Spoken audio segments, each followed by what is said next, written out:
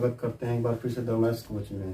दोस्तों, आज हम पढ़ेंगे संविधान के बारे में, जिसको अगर हम एक मानव भाषा में बोले तो भारतीय राज्य व्यवस्था एवं शासन, इसको पॉलिटी भी कह सकते हैं, संविधान भी कह सकते हैं।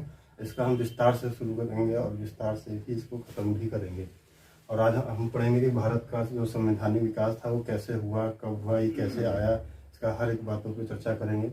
इसको हम दो पार्टों में डिवाइड कर रखे हैं। एक है कि जब ईस्ट इंडिया कंपनी पूरी इस्टेब्लिश हो गई, फिर उनको रेगुलेट करने के लिए जो भारत में कैसे हम अपना जो बिजनेस है वो कैसे एक्सपेंड कर सके, इनके बारे में जानेंगे। और उसके बाद फिर जब 1857 का विद्रोह होता है, फिर जो इनकी सत्ता होती है कंपनी की वो चली जाती है ब्रिटिश क्राउन में, फिर वहाँ से हमारा कैसे विकास होता है।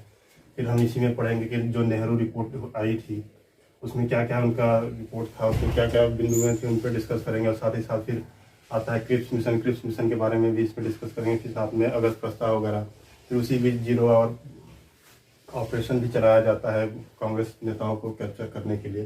तमाम बातों पर चर्चा करेंगे और इसको हम दो भागों में डिवाइड करते हैं। और पहला है ईस्ट इंडिया कंपनी का 1773 का रेगुलेटिंग एक्ट। ये आया कैसे, ईस्ट इंडिया कंपनी को एस्टेब्लिश कैसे हुआ, ये हम हिस्ट्री में अच्छे से पढ़ेंगे। इतना तो आमतौर पे मालूम होगा, प्लासी का होता है, रॉबर्ट क्लाइव जीतता है, फिर बक्सर का होता है। फिर वहाँ से जब ये अपना एस्टेब्लिश कर लेता है अपनी पूरी सत्ता ब्रिटिश ईस्ट इंडिया कंपनी का करने के बाद, फिर आता है गवर्नर एक वारेन हास्टिंग आता है। इसको ईस्ट इंडिया कंपनी को जो ब्रिटेन से आता था, जो ग्रुप ऑफ एडवेंचर्स थी, उन्होंने एक ईस्ट इंडिया कंपनी का एस्टेब्लिश किया था। वही आगे चल के ईस्ट इंडिया कंपनी बनती है। और फिर इनको रेगुलेट करने के लिए रेगुलेटिंग एक्ट आता है जो ब्रिटिश से आया करता था, वहाँ के संसद से पारित होकर 1773 में आया था। इस वजह से इसको बोलते हैं रेगुलेटिंग एक्ट 1773। इसमें था क्या कि उस टाइम कई प्रेसिडेंसियां हो चुकी थी, एक मद्रास हो चुकी थी, एक बॉम्बे हो चुकी थी। अब बॉम्बे प्रेसिडेंसी कैसे बनी थी वो पता ही होगा। प्रिंस चार्ल्स की शादी जब कैथरीन मियो से होता है तो फिर वो दहेज में दे दिया जाता है। तो विस्तार से चर्चा करेंगे जब हम हिस्ट्री में जाएंगे। फिलहाल अभी इतना जान जाते हैं कि ब्रिटिश की जो इस्टेब्लिश है वो हो चुका है ब्रिटिश ईस्ट इंडिया कंपनी, और 1773 में वारेन हास्टिंग आ चुके हैं। यहाँ से अब हमारा जो संविधान का पोर्शन है वो स्टार्ट हो जाता है। रेगुलेटिंग एक्ट ये आता है जो बंगाल का, पहले हर प्रेसिडेंसी का अपना अपना एक गवर्नर हुआ करता था। अगर हम मद्रास प्रेसिडेंसी की बात करें, वहाँ का अपना था, बॉम्बे का अपना था और बंगाल का अपना था। तो इस एक्ट में ये कर दिया गया कि जो बंगाल का गवर्नर होगा उसको गवर्नर जनरल कर दिया गया। गवर्नर जनरल का मतलब ये नहीं कि वो पूरे भारत का जनरल हो गया। ये आगे हम 1833 वाले में पढ़ेंगे, जब लॉर्ड विलियम बेंटिक आता है वो पूरे भारत का गवर्नर जनरल बन जाता है। तो उसमें हम विस्तार से चर्चा करेंगे। अभी फिलहाल ये देखते हैं कि भारत का जो बंगाल का जो गवर्नर था उसको हम गवर्नर जनरल कहने लगते हैं। अगर कभी कभी ये डायरेक्ट क्वेश्चन पूछ लेता है कि प्रथम गवर्नर जनरल कौन था, तो ये वारेन हास्टिंग हो जाएगा। जब भारत का पूछेगा तब वहां पे लॉर्ड विलियम बेंटिक बनेगा। अगर हम बात करें जब यह था, तो इस गवर्नर के हेल्प करने के लिए 4 सदस्य का परिषद गठन किया जाता है। कभी कभी ये भी पूछ लेता है कि 4 सदस्यीय कार्यकारी परिषद का गठन किस एक्ट में हुआ था। तो ये हम बात कर लेंगे रेगुलेटिंग एक्ट 1773 इसका आंसर। ये डायरेक्ट क्वेश्चन आते हैं इसमें। और उसके बाद फिर इनका जो कार्यकाल था वो 5 साल का था, 5 साल के लिए बनाया गया था। और इनमें जो चारों थे, फ्रांसिस थे, क्लेवरिंग थे, मानसन थे और बारवेल ये अलग है। एक हालवेल हुआ करते थे। हालवेल उन्होंने जो ब्लैक होल की घटना का जिक्र किया था, जो 146 लोग मर गए थे सिराजुद्दौला के टाइम में, वो हालवेल था। ये बारवेल अलग है। तो ये 4 सदस्य हो जाते हैं जो मतलब कि गवर्नर जनरल की हेल्प करेंगे, उनके जो उनका एडमिनिस्ट्रेटिव है या जो उनका सेंट्रल शासन है उनमें, जो उनका सुचारू रूप से चलने के लिए। बाद में आता है इनको जो अधिकार थे वो अब उनका बढ़ चुका था। जब इनको गवर्नर जनरल बनाया गया तो इनको इतना है, जैसे सैनिक के साथ पहले तो क्या था कि सिर्फ बिजनेस करना था। अब उस बिजनेस को बचाने के लिए इनके पास सेनाएं भी हुआ करती थी। तो सेना के साथ साथ अब इनको एडमिनिस्ट्रेटिव पावर्स भी मिलने लगी धीरे धीरे। वो अपनी प्रेसिडेंसी में काफी एक्सपेंड कर चुके थे। इनको इतना ही मिला। उस टाइम क्या था कि जो आज के टाइम में एक नहीं था, बॉम्बे अलग था, मद्रास अलग था, सब अलग था। तो अगर उस परिवेश में देखा जाए तो बंगाल से अलग होने की वजह से ये विदेश नीति में आ जाया करता था। तो इनको बॉम्बे और मद्रास को एक सुपरविजन टाइप में दे दिया गया कि वो सुपरवाइज कर लेंगे एक बार। ऐसा नहीं था कि वो उस पर अपना कर लेंगे। ये चीजें बाद में उनको पावर्स मिल जाती हैं। जब भारत का गवर्नर जनरल बनेगा तब उसमें आ जाएगा कि ये बॉम्बे पे भी अपना आधिपत्य कर लेंगे हर चीज पर। अभी क्या था कि बंगाल पे ही थे।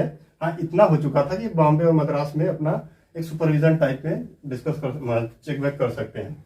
इसमें एक सबसे बड़ा इंपॉर्टेंट क्वेश्चन ये आ जाता है कि उच्चतम न्यायालय की स्थापना कब हुई थी, या ये पूछ लेता है कि किस एक्ट में हुआ था। डायरेक्ट क्वेश्चन आते हैं ये सब। ये कोलकाता में स्टेब्लिश होता है, उसमें कलकत्ता बोला जाता था। 1774 में हुआ था। और एक 3 के होते थे, एक चीफ जस्टिस होते थे और 3 उसके अन्य जस्टिस होते थे। अगर पूछ लेता है कभी कि पहला चीफ जस्टिस कौन थे, तो ये थे एलिजा एम्पे। एलिजा एम्पे, ये कभी कभी डायरेक्ट क्वेश्चन पूछ लेता है कि प्रथम उच्चतम न्यायालय के मुख्य न्यायाधीश कौन थे, तो एलिजा एम्पे, इस नाम को याद कर लीजिएगा। और ये उच्चतम न्यायालय की स्थापना 1774 में, फर्स्ट रेगुलेटिंग एक्ट में 1773 में हुआ था। ये एक थोड़ा इंपॉर्टेंट था। और इसमें कई चीजें इनको अधिकार दिए गए, कई चीजें इनके बैन किए गए, जैसे कि ये कोई अपना पर्सनल व्यापार नहीं कर सकते थे, पर्सनल बिजनेस नहीं कर सकते थे। इसमें क्या था कि कंपनी का जो बिजनेस वहां से शेड्यूल्ड होकर आता था वही करते थे। और इनका एक ही मोटो हुआ करता था कि अधिक से अधिक कंपनी का लाभ किया जाए। तो जो ये लोग पर्सनली अपना, जो कई लोग बिजनेस करते थे, वो उनको बैन कर दिया गया कि कोई भी वहां का अधिकारी या कोई भी वहां का कार्मिक किसी भी प्रकार का अपना पर्सनल बिजनेस नहीं करेगा, इस पे बैन कर दिया गया। और भारतीयों से कोई गिफ्ट नहीं लेगा। जैसे गिफ्ट का मतलब कोई अंडर द टेबल टाइप में काम करता था, अंडर द टेबल में जैसे घूस वगैरह लेना या इस टाइप का, जैसे कोई काम निकलवा देना, वो इस टाइप का उपहार वगैरह नहीं लेना। कई लोग अपना गिफ्ट वगैरह देके काम करवाते थे, वो काउंट में नहीं आता था। तो इस वजह से अब ये भ्रष्टाचार निवारण अधिनियम में पढ़ेंगे उपहार क्या होता है, वो सेपरेटली समझा देंगे। उपहार के यहाँ पे कई सेंस निकलते हैं। तो उनको भारतीयों से उपहार लेने प्रतिबंधित कर दिया गया। और यही भी बस रेगुलेटिंग एक्ट में इतना ही था। अब आगे हम पढ़ेंगे Pitt's India act. Pitt's India act में जानेंगे कि फिर आगे इनको क्या क्या अधिकार मिले, क्या क्या नहीं मिले। जैसा कि अभी हम लोग पढ़ रहे हैं कि भारत का संवैधानिक विकास, उसमें हम लोग 1773 का रेगुलेटिंग एक्ट पढ़ चुके हैं। अब बारी आती है 1784 का पिट्स इंडिया एक्ट। इसमें था कि राजनीतिक और व्यापारिक कार्य का जो था वो अलग अलग कर दिया था, और इसको नियंत्रण करने के लिए नियंत्रण बोर्ड की भी स्थापना कर दी गई थी। इसमें ज्यादा कुछ था नहीं। अगर 1786 का जो अधिनियम आता है, इसमें काफी शक्तियां दे दी गई। जो गवर्नर जनरल हुआ करता था उसको काफी, ये जो शक्तियां मिली पहले लॉर्ड कॉर्नवालिस को था। लॉर्ड कॉर्नवालिस को पहला ऐसा था जिसको ऐसा अधिकार मिला कि वो परिषद जो गठित हुई थी उसका जो निर्णय था वो निरस्त कर सकता था, उसको लागू कर सकता था पूरे भारत में। दूसरा क्या था कि इसको प्रधान सेनापति की पूरी शक्तियां दे दी गई थी। ये सभी सेनाओं का एक मालिक हुआ करता था। फिर आता है 1793 का चार्टर एक्ट। इसमें क्या था कि कंपनी का जो अधिकार था वो भी एक्सटेंशन कर दिया गया था, 20 वर्ष के लिए और बढ़ा दिया गया। और इसमें ज्यादा कुछ रहा नहीं।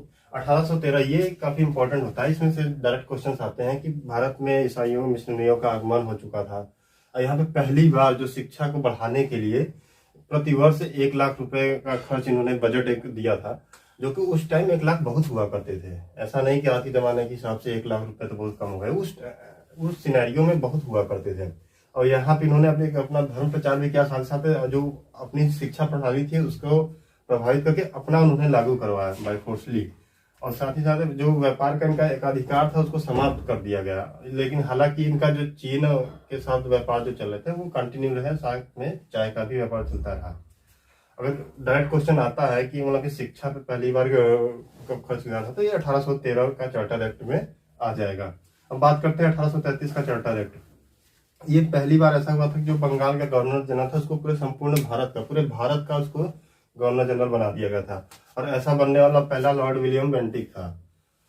यदि सवाल पूछता है कि भारत का प्रथम गवर्नर जनरल, तो लॉर्ड विलियम बेंटिक हम लगाएंगे। अगर सिर्फ गवर्नर जनरल पूछेगा तो जो रेगुलेटिंग एक्ट में था उसका हो जाएगा। अब इसमें क्या था कि जो व्यापार था वो व्यापार वो लोग खत्म करके अब राजनीतिक में आ चुके थे, तो इनका व्यापार एक मुद्दा ही नहीं था। अब ये यहाँ पे शासन कर रहे थे, कोलोनाइज्ड हो चुके थे हम लोग। तो यहाँ पे अब इनका जो व्यापारिक कार्य को समाप्त करके अब इनको राजनीतिक मुद्दे ही अब ये लोग बस एक शासन करते जा रहे थे। साथ में इनका जो एक परिषद हुआ करता था, परिषद में एक कानून मंत्री आ गया था, कानून से जुड़ा हुआ, तो वो लॉर्ड मैकाले था। यही आगे चल के आपका 1860 का जो आईपीसी का है वो इसको एस्टेब्लिश करेगा। उस टाइम लॉर्ड कैनिंग के टाइम में ये उनको एक प्रपोजल देखा, तो 1860 में वो सैंक्शन कर देते हैं। 1862 से वो लागू हो जाता है जनवरी से। तो ये हम आगे चर्चा करेंगे। इस लॉर्ड मैकाले एक बहुत इंपॉर्टेंट, ये नाम याद कर सकते हो कि कानून सदस्य ये पहला था, और ये इसका काफी योगदान रहा है आईपीसी में, इंडियन पेनल कोड में। फिर आगे आता है कि जो अब गवर्नर जनरल था ये पूरे भारत पे कानून बना सकता था, उस पर लागू भी करवा सकता था। और जब यहाँ पे इन्होंने एक भेदभाव था कि जैसे कोई जन्म का है, किस जाति के धर्म का, इस पे इन्होंने ये सब समाप्त करके जब नियुक्ति होती थी तो वहां पे हायर रैंक्स तो नहीं देते, लेकिन जिस रैंक पे भी होती थी, छोटे लोअर रैंक पे, वहां पे उन्होंने योग्यता के आधार पे कर दिया। इस वजह से इसका भेदभाव भी समाप्त कर दिया था। ये 1833 के चार्टर एक्ट के धारा 87 में दे रखा था कि धर्म, जन्म स्थान वंश के अनुसार उनको, ऐसा नहीं है कि उनको अयोग्य घोषित कर दिया जाएगा, उनके योग्यता, उनकी एबिलिटी के अनुसार उनकी पोस्टिंग दी जाने लगी थी। अब आगे पढ़ते हैं कि तो अभी जैसे हम लोग पढ़ चुके हैं 1833 का चार्टर एक्ट, इसमें सारी बातें हो चुकी हैं, इतना सफिशियंट है वनडे एग्ज़ाम के लिए। और अब बात आती है 1853 का चार्टर एक्ट।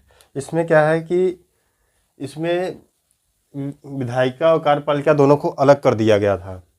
और उसके बाद इसमें जो एक विधान परिषद की स्थापना की गई थी जो कानून वगैरह बनाए, विधायिका का भी इसमें हुआ था। उसके बाद फिर इसमें सिविल सर्विसेज के लिए भी भर्ती उन्होंने स्टार्ट कर दिया था। फिर इसके बाद अब क्या होता है कि इतना इन लोगों का शोषण बढ़ चुका था कि जनता एकदम विद्रोह पे उतर आई थी। फिर वो चीज़ें, विद्रोह की बातें जो है हम हिस्ट्री में पढ़ लेंगे कि किसानों का किस लिए विद्रोह हुआ, फिर किस तरीके से उन्होंने जो राजाओं का उन्होंने पेंशन बांध रखी थी वो किस तरीके से वहाँ पाया, प्रचार प्रसार के लिए जो इन्होंने कमल रोटियों का इस्तेमाल किया था, उन सब सारी बातों का डिस्कस हम हिस्ट्री में कर लेंगे।